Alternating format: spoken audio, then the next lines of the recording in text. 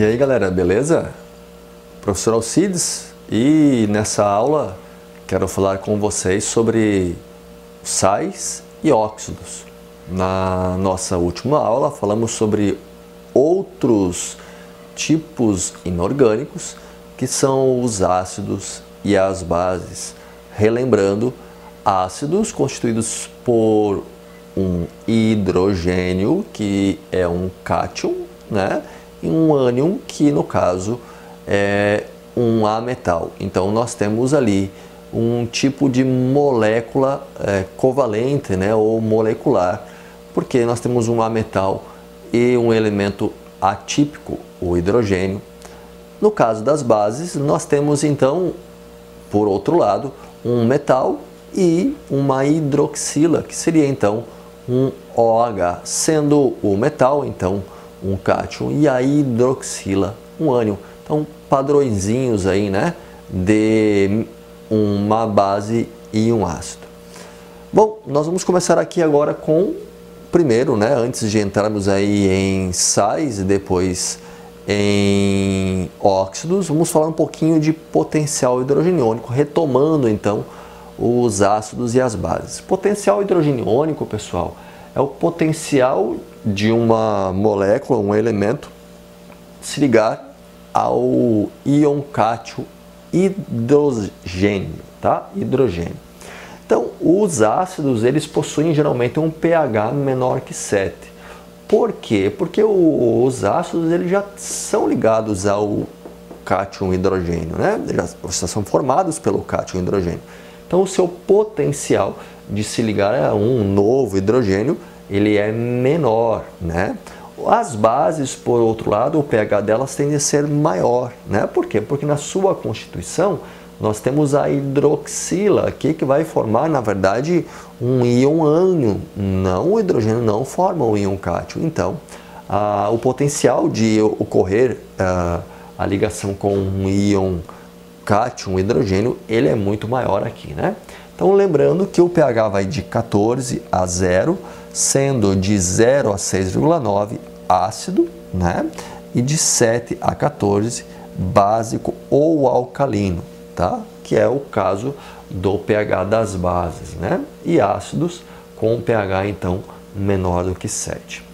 Os indicadores de pH, galerinha, são substâncias que quando nós colocamos em contato com uma outra substância, reagem de acordo com o pH desta outra substância. E esta reação produz padrões de cores que são bem característicos, né? Que são padrão de acordo com o pH dessa outra substância, tá? Independente da substância, de acordo com o pH, existe um padrão para esses chamados indicadores de pH, que são também substâncias químicas, né? Nós temos, por exemplo, a fenolftaleína, que é uma substância transparente, e você coloca numa outra que tem um pH específico, ela muda de cor. Inclusive no material de vocês nós temos lá uma figura bem ilustrativa, tá? O papel de tornassol, que é pardo, você coloca, ele muda de cor também. Um pHmetro, que já é um equipamento digital, né? Usado então para medir o pH da substância, super importante na agricultura, tá, galera? E o suco de repolho, que foi o que nós vimos aí naquela aula que nós fizemos, né? Onde vocês tiveram a oportunidade aí talvez de moer, fazer o suco do repolho e misturarem substâncias para verificar então qual seria o pH da substância. Então esses indicadores nos permitem avaliar esse pH, né? Que é super importante para inúmeras atividades, né? Desde a cozinha até a agricultura, até a siderúrgica, até a produção de matéria que nós usamos. Isso é fundamental, saber o pH muitas vezes. Então essas substâncias nos permitem acompanhar essa variação. Legal? Muito bem, então falamos de pH, falamos de indicador de pH e agora vamos para sais, né? O padrão do sais, gente, diferente dos ácidos, das bases, ele é bem característico, esse tipo de elemento inorgânico. Por quê? Porque ele tem na sua estrutura geralmente um metal, um metal e um ametal, tá? Um metal e um ametal. Sendo que este metal e este ametal, então, não serão, né, constituídos de uma hidroxila aqui no ametal e nem mesmo de um hidrogênio aqui no ametal, ou poderia ser atípico, né? Geralmente quando nós falamos ametal, o atípico entra também, tá? Então não pode ser. Então, os sais, eles geralmente são constituídos de um metal e de um ametal. E este metal, ele vem geralmente de uma base.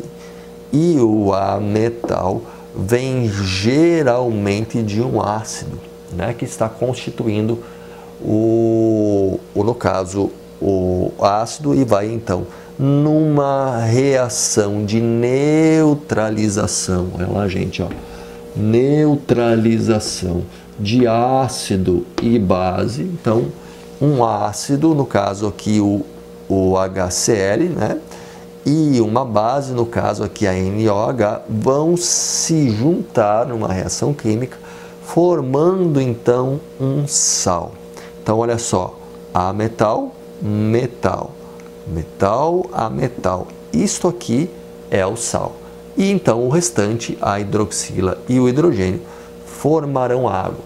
Então, vejam só que interessante, né? Sempre teremos sais desta neutralização de ácidos e bases, né?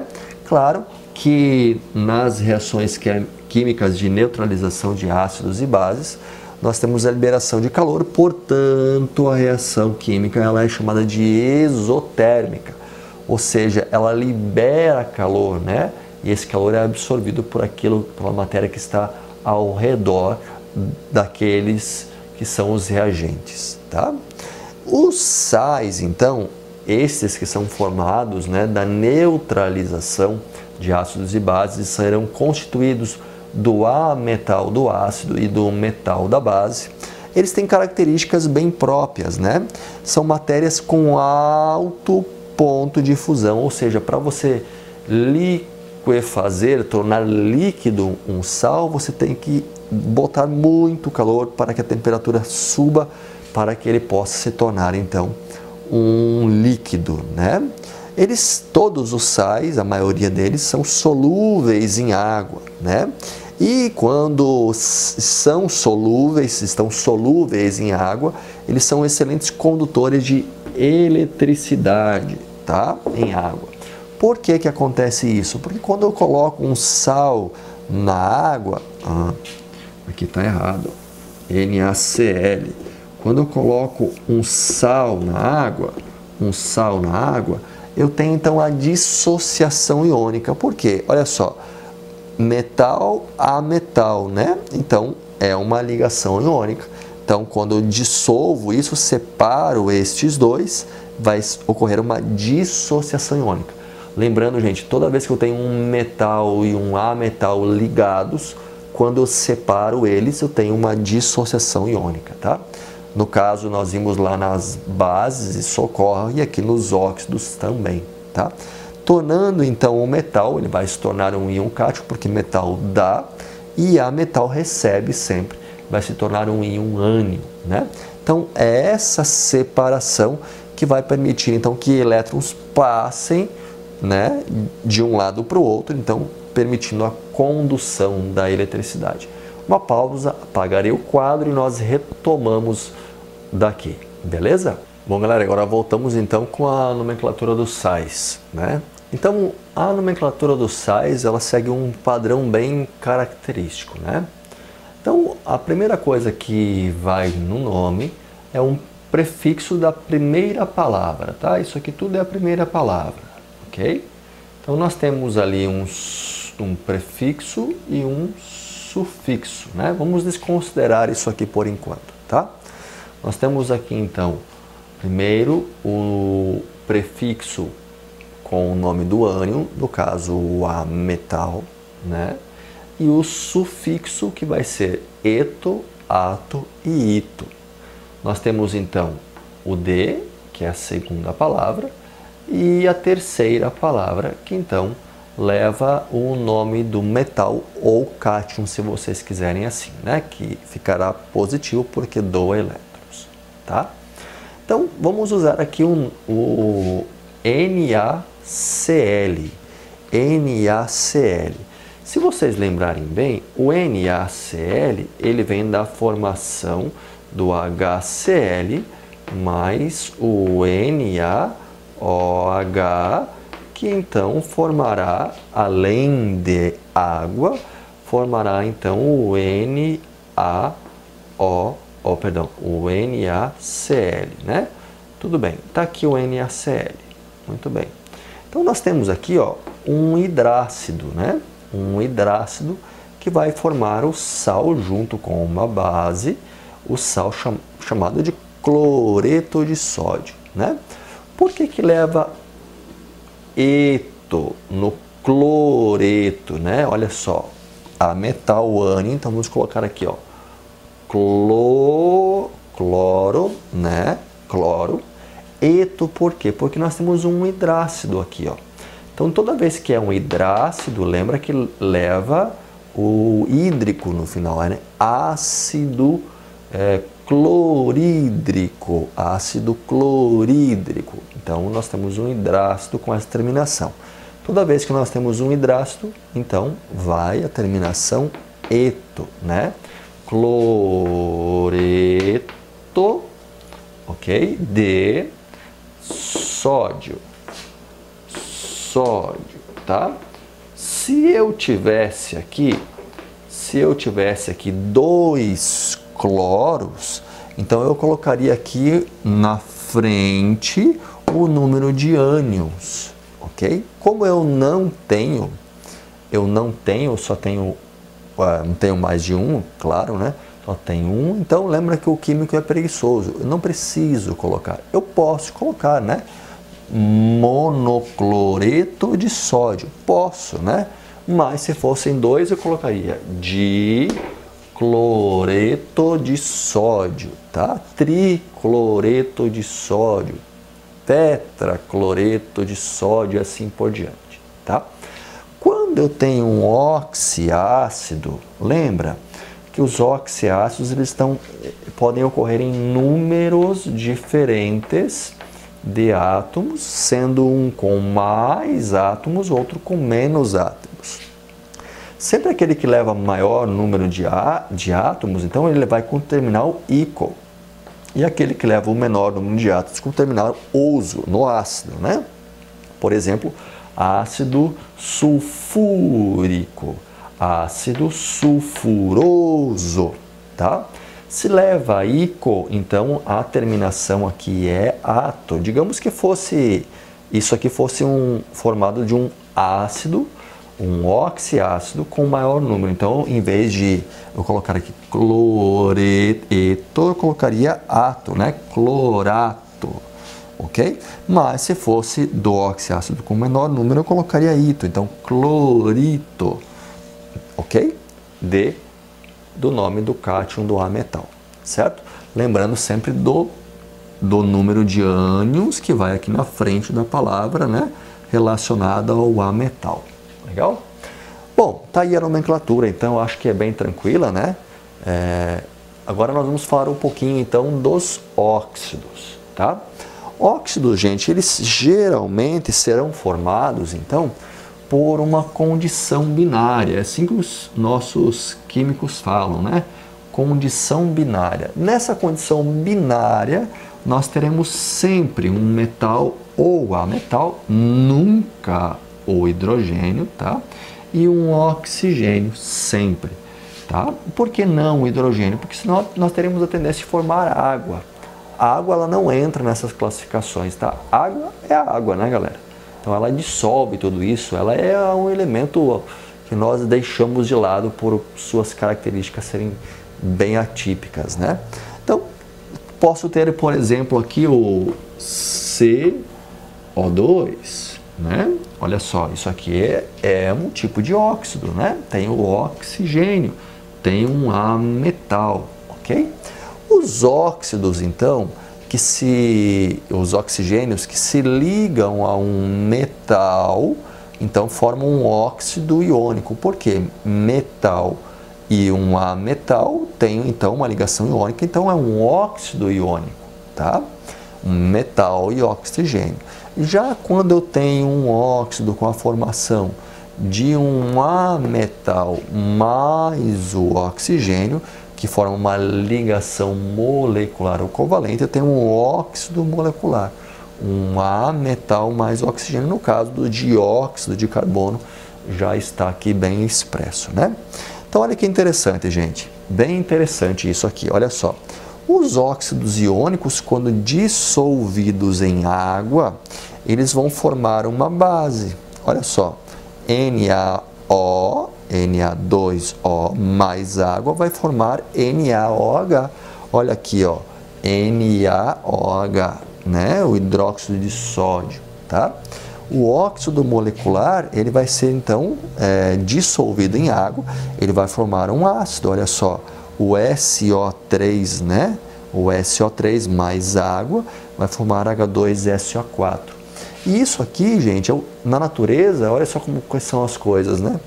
O sódio que está na rocha, quando ele se decompõe, ele se liga ao oxigênio na exposição desse sódio à atmosfera. Então, quando chove, nós temos formação de bases, naturalmente, né? Olha só, e se essas bases encontram ácido, vai formar um sal, naturalmente. Olha que interessante, né? Se eu tenho, então, um óxido se ligando à água, aqui, ó, chuva ácida, né? Da queima de matéria orgânica, de combustíveis fósseis, eu tenho, então, formação de um ácido. Olha ali, né? Então, muito interessante. Vou fazer uma pausa, apago o quadro e voltamos para a nomenclatura dos óxidos. Bem, galera, nomenclatura dos óxidos bem simplesinha também, tem a estrutura padrão, tá? Então, sempre na nomenclatura dos óxidos, nós temos então número de oxigênios, né? Ou de oxigênio, no singular, que vai ser di, tri e assim por diante. Nós temos a palavra óxido, nós temos a palavra de, nós temos o número de metal ou ametal, se for maior do que 2, nós temos o nome do ametal ou metal. Por exemplo, olha só, nós temos aqui o N2O3, temos 3 oxigênios, então já vou colocar aqui, ó, tri, né, óxido, óxido de nitrogênio. Tá aí o nome do óxido, tá? Mas eu tenho também aqui, ó, o CO2. Tenho só um carbono e 2 oxigênios. Então eu coloco aqui, ó, dióxido de, tem um carbono só, não preciso colocar aqui. Carbono, dióxido de carbono. Simples assim, tá? Essa é a nomenclatura dos óxidos, tá? Se fosse aqui o sódio, trióxido de sódio. Assim, tanto para metal quanto ametal. Beleza? Tenho também, antes de fechar a nossa aula, falar um pouquinho, relembrar a chuva ácida, né? Então, toda vez que eu tenho na atmosfera algum tipo de óxido, como o trióxido de nitrogênio ou trióxido de enxofre ou dióxido de enxofre, e isso se junta à água, eu tenho a formação então de ácidos, né? Lembrando, né? Olha só, ametal,